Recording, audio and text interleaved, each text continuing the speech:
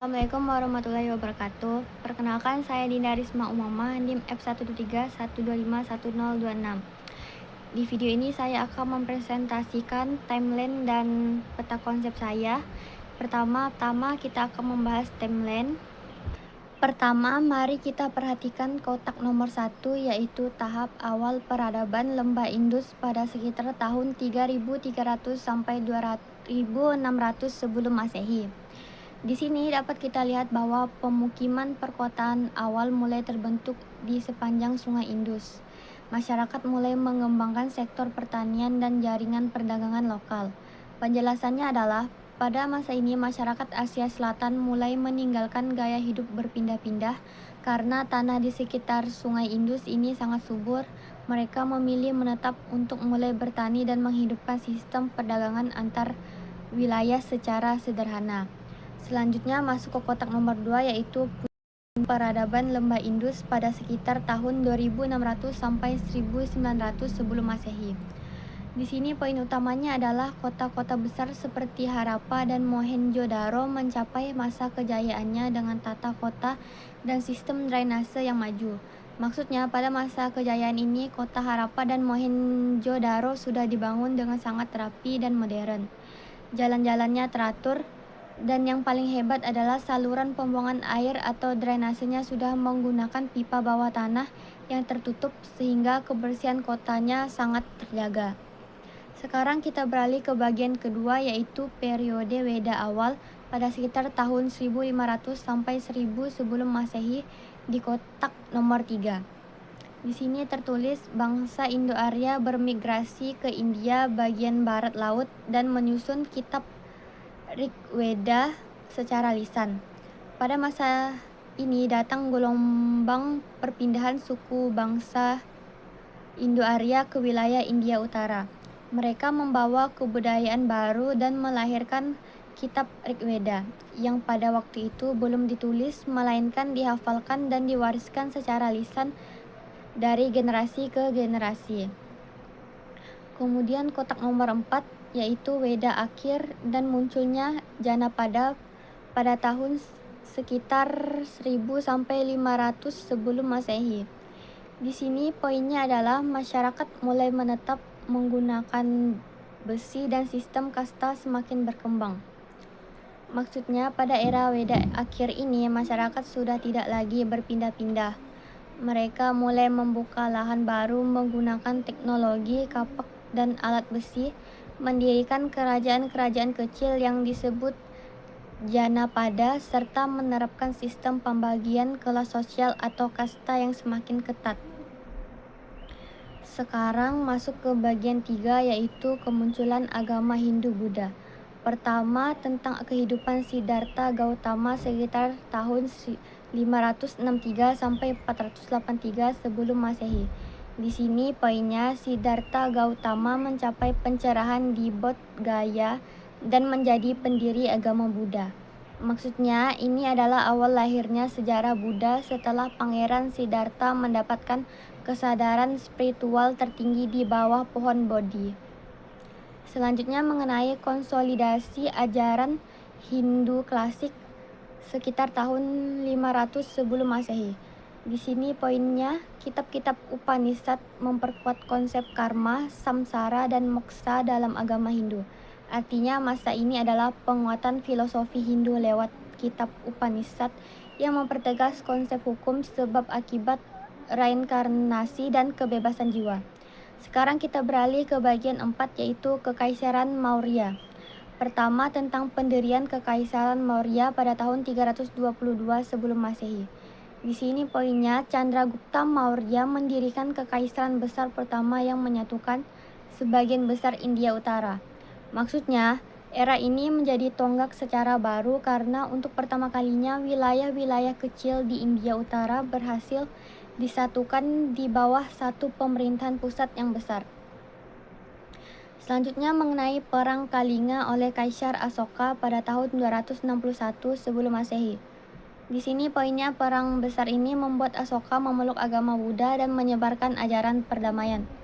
Artinya peristiwa perang ini menjadi titik balik hidup Kaisar Asoka karena menyesal melihat banyaknya korban jiwa yang tewas. Beliau memutuskan meninggalkan kekerasan, memeluk Buddha, dan fokus menyebarkan kedamaian. Sekarang kita masuk ke bagian 5, yaitu Kekaisaran Gupta. Kita bahas mulai dari pendirian Kekaisaran Gupta pada tahun 320 Masehi, di mana Chandragupta I mendirikan Kekaisaran Gupta yang dikenal sebagai era keemasan India. Maksudnya, setelah sekian lama India Utara mengalami perpecahan, Chandragupta I berhasil menyatukan wilayah ini kembali dan membawa kemakmuran yang luar biasa di masyarakat. Kemudian berlanjut pada kemajuan ilmu pengetahuan Gupta pada sekitar tahun 400 Masehi, di mana terjadi perkembangan pesat dalam bidang matematika, astronomi, sastra, dan seni. Artinya, di masa inilah peradaban India mencapai puncak kecerdasannya.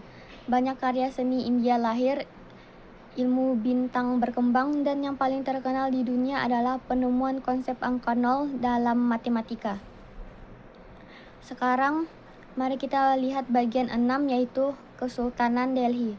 Perjalanan sejarah Islam di sini dimulai dari pendirian Kesultanan Delhi pada tahun 1206 Masehi, di mana Qutbuddin Aibak mendirikan pemerintahan Islam yang kuat di India Utara.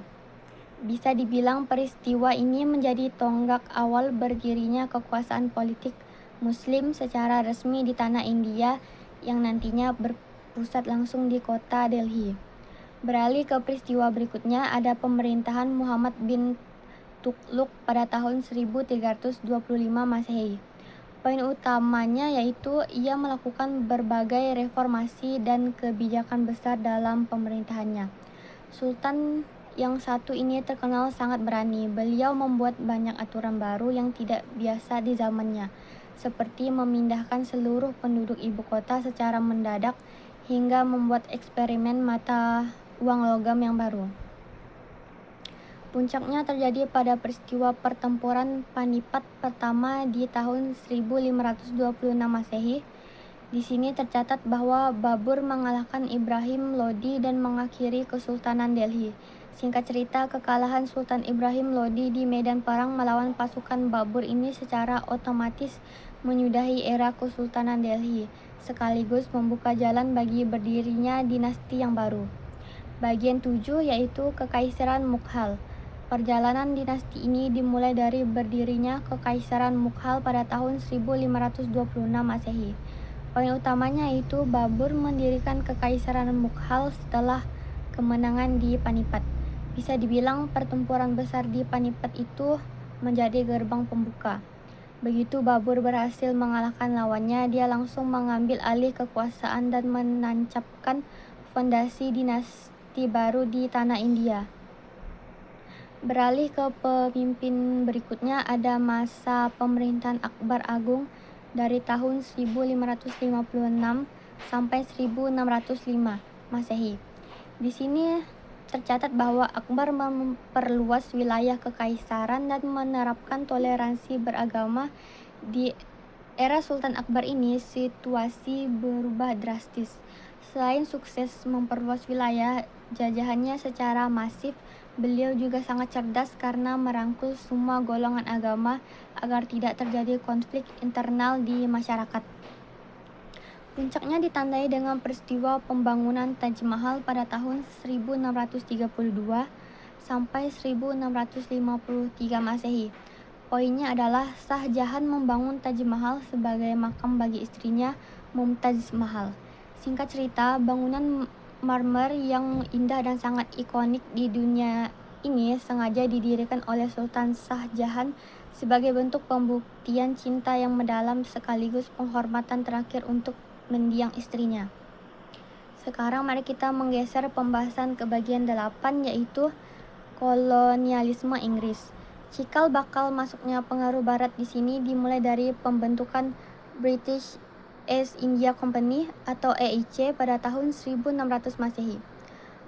Poin utamanya itu Ratu Elizabeth I memberikan hak monopoli dagang kepada EIC di Asia. Latar belakang dari kebijakan ini murni untuk urusan bisnis dagang. Pemerintah Inggris sengaja memberikan kuasa eksklusif ini agar perusahaan mereka bisa memonopoli komoditas berharga seperti rempah-rempah dan teh di wilayah Asia.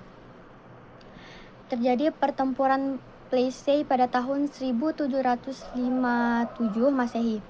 Di sini poin pentingnya adalah kemenangan Inggris atas Bengal menjadi awal dominasi Inggris di India. Dampaknya ke sejarah India luar biasa fatal. Begitu Inggris berhasil memenangkan perang ini, posisi mereka langsung berubah drastis. Dari yang awalnya murni cuma numpang berdagang, sekarang mulai ikut campur politik lokal dan menjajah wilayah India. Puncaknya dipicu oleh peristiwa pemberontakan Sepoy di tahun 1857 Masehi. Poinnya mencatat pemberontakan besar terhadap kekuasaan Inggris yang kemudian diikuti pembentukan British Raj.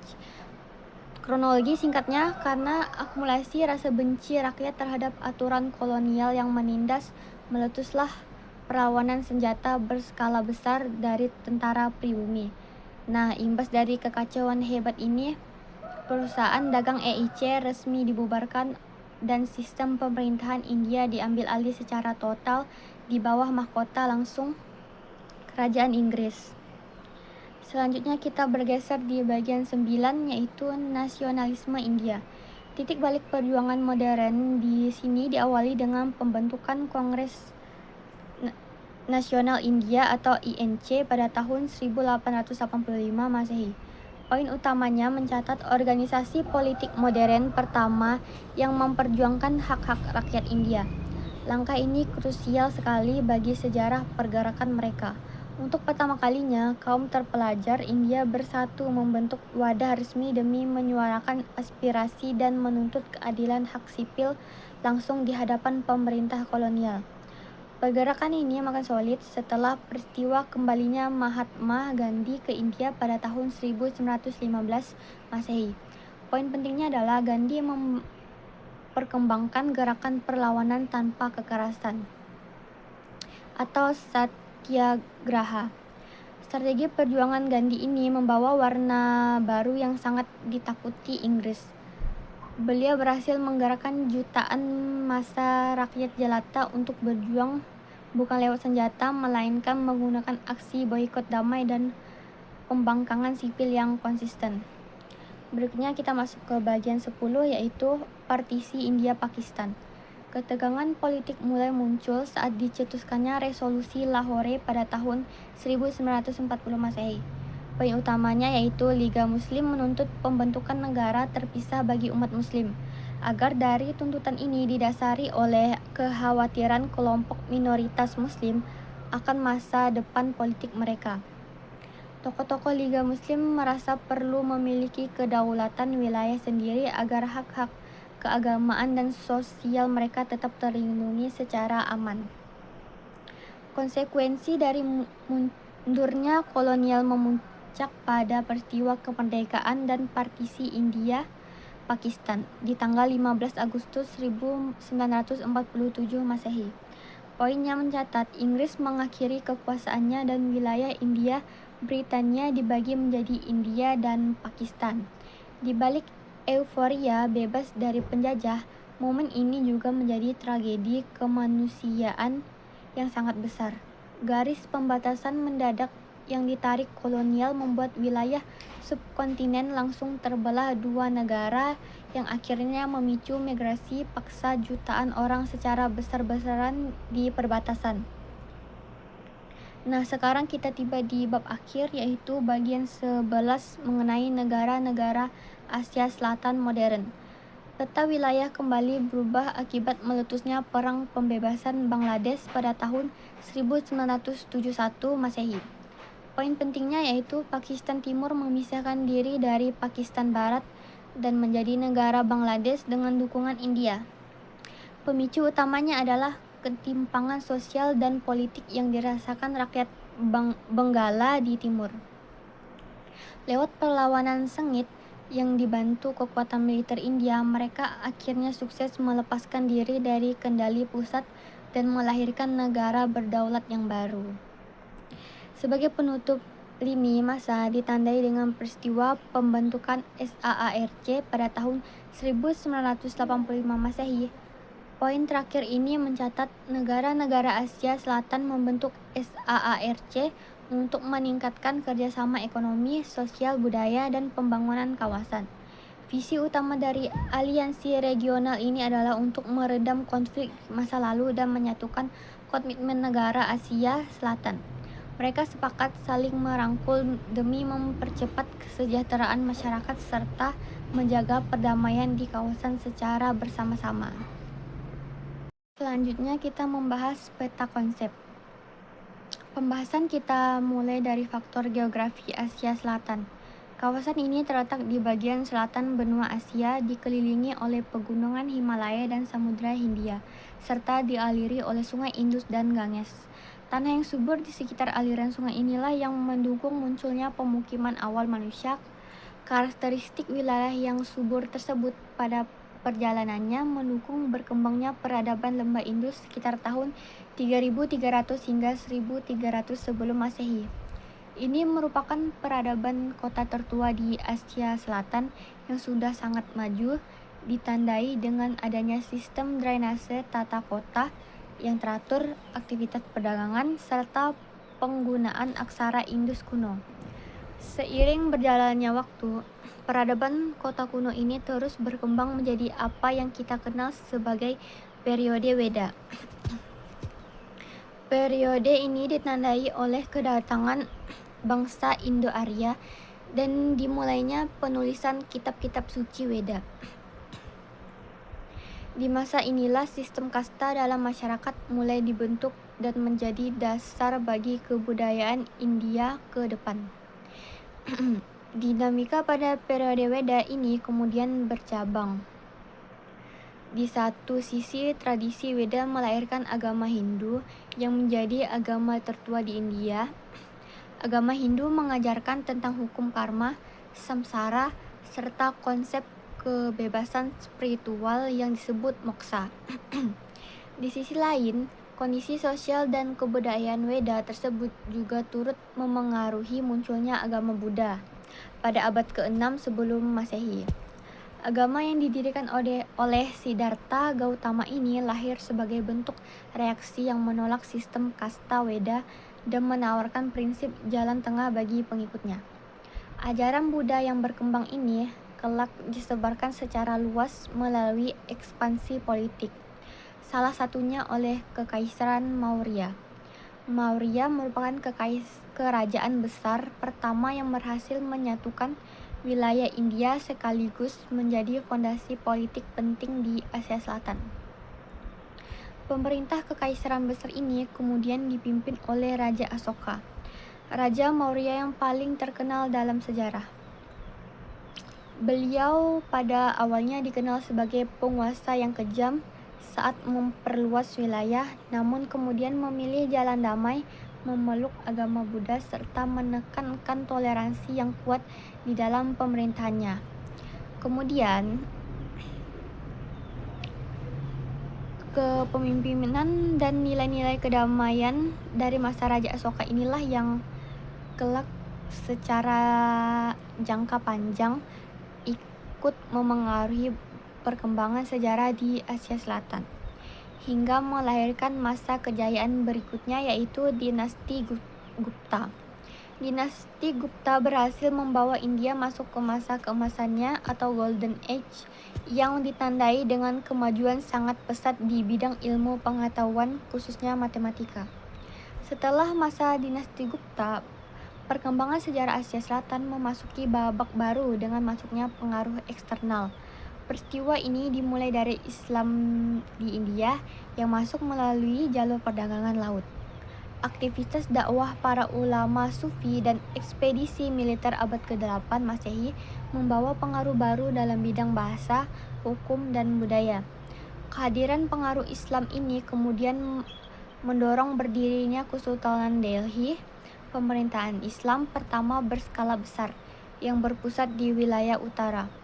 Kesultanan ini memperkenalkan sistem administrasi baru dan menghasilkan gaya arsitektur Islam India, serta berhasil menahan serangan bangsa Mongol.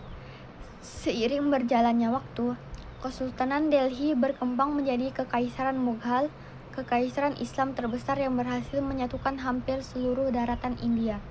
Kejayaan Mughal mencapai puncaknya pada masa Sultan Akbar yang toleran, serta meninggalkan warisan megah seperti Taj Mahal. Dinamika sejarah kemudian bergeser saat bangsa Eropa berdatangan, diawali oleh Inggris yang datang ke India pada awal abad ke-17 dengan tujuan awal untuk berdagang. Kedatangan Inggris ini mendirikan East India Company atau EIC, kongsi dagang Inggris yang memonopolinya. Dari berdagang, EIC mulai menguasai wilayah India secara politik dan militer. Dominasi kongsi dagang ini kemudian berujung pada masa kolonialisme, di mana Inggris mengambil alih kekuasaan penuh atas India atau dikenal sebagai masa British Raj dari tahun 1857 hingga 1947. Masa ini mengakibatkan eksploitasi besar-besaran dan penderitaan bagi rakyat India. Penderitaan akibat kolonialisme inilah yang kemudian memicu lahirnya nasionalisme India, yang kesadaran rakyat India untuk bersatu melawan penjajah demi menuntut hak kemerdekaan, persamaan, dan kebebasan. Pergerakan nasionalisme ini digerakkan oleh 3 tokoh utama. Pertama, Gandhi, tokoh utama nasionalisme India yang memimpin gerakan non-kekerasan atau Satyagraha untuk memperjuangkan kemerdekaan India dari Inggris. Kedua, Nehru, pemimpin Kongres Nasional India yang berperan penting dalam perjuangan kemerdekaan dan kelak menjadi Perdana Menteri pertama India. Ketiga adalah Jinnah, pemimpin Liga Muslim yang memperjuangkan hak-hak umat Muslim dan menjadi pendiri negara Pakistan. Ketiga tokoh pergerakan ini kemudian terlibat dalam peristiwa besar yang dinamakan Partisi India-Pakistan 1947. Dalam peristiwa ini, wilayah India Britania dibagi menjadi negara India dan Pakistan, yang sayangnya memicu perpindahan penduduk secara besar-besaran serta menimbulkan konflik dan kekerasan. Pada akhirnya, seluruh rangkaian sejarah panjang dan peristiwa partisi tersebut menghasilkan negara-negara modern di Asia Selatan yang kita kenal hari ini, yaitu India modern yang merdeka pada 15 Agustus 1947 dan berkembang dalam bidang ekonomi dan teknologi. Pakistan yang merdeka pada 14 Agustus 1947 sebagai negara bagi umat Muslim. Bangladesh yang awalnya merupakan Pakistan Timur dan lahir setelah Perang Pembebasan Bangladesh. Sri Lanka, negara kepulauan di selatan India yang mayoritas penduduknya beragama Buddha dan kaya akan sejarah budaya. Nepal, negara di kawasan pegunungan Himalaya yang mayoritas penduduknya beragama Hindu dan tidak pernah dijajah langsung oleh Inggris. Serta Bhutan, negara kecil di pegunungan Himalaya yang mayoritas penduduknya beragama Buddha dan dikenal dengan konsep gross national happiness. Seluruh perkembangan dari masa peradaban kuno hingga terbentuknya negara-negara modern ini membentuk identitas Asia Selatan yang kaya akan keberagaman dan dinamika sejarah. Kesimpulannya, peradaban Asia Selatan menunjukkan bagaimana sebuah kawasan yang awalnya disatukan oleh kesuburan alam harus melewati sejarah panjang yang penuh konflik dan pengaruh luar untuk bisa menemukan jati dirinya. Dari kemegahan masa lalu hingga pahitnya era penjajahan, perbedaan pandangan politik pada akhirnya memecah wilayah ini melalui peristiwa partisi. Namun dinamika itulah yang justru membentuk karakter unik Asia Selatan hari ini, di mana negara-negara modernnya lahir dari akar sejarah yang sama, tetapi kini tumbuh dengan identitasnya yang masing-masing. Sekian dari saya, terima kasih.